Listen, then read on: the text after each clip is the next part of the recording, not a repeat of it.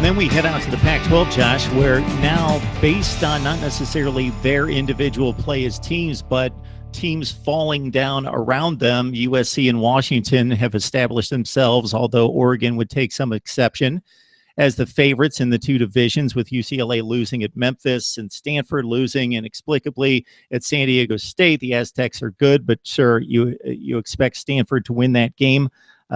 So let's see this weekend. We got Washington finally playing somebody. They go to Colorado, UCLA at Stanford. You got USC taking on this mystery team out west, Cal, playing late at night. They go to North Carolina a couple weeks ago and win on the road. They host Ole Miss. They get the job done late in that game, and that's what we've got in the Pac-12 this week. Yeah, the Pac-12 has been a big disappointment so far. And Stanford, you mentioned Stanford losing to San Diego State. I was never high on the Cardinal.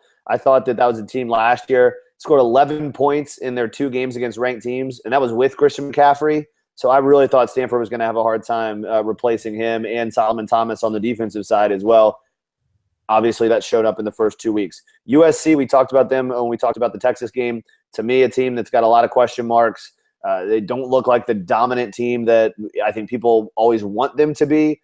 They don't have the complete just wealth of NFL talent that they are typically have when they contend for Pac-12 and national titles. I think Washington's the best team in the Pac-12, but I also don't have a whole lot to base that off of because they've played next to nobody. I mean, they've played Montana and Rutgers. I mean, they just haven't played any big games yet. So there's a lot of question marks, I think, in the Pac-12. We're going to find out a little bit more about these teams in the next few weeks. A team that looks pretty good was Oregon. Now, they struggled in the second half against Nebraska 2 weeks ago after jumping out to a big lead. After Nebraska's loss to Northern Illinois, you wonder just how nice of a win it was for Oregon. But then they go and blow out Wyoming. And Wyoming, we know, has a good quarterback and a good offensive team that was really hoping to make a statement after the Iowa loss in the season opener. So I like what I'm seeing out of Oregon so far. To me, I think the balance of power has shifted into the Pac-12 North with the likes of Washington, Oregon, and Washington State.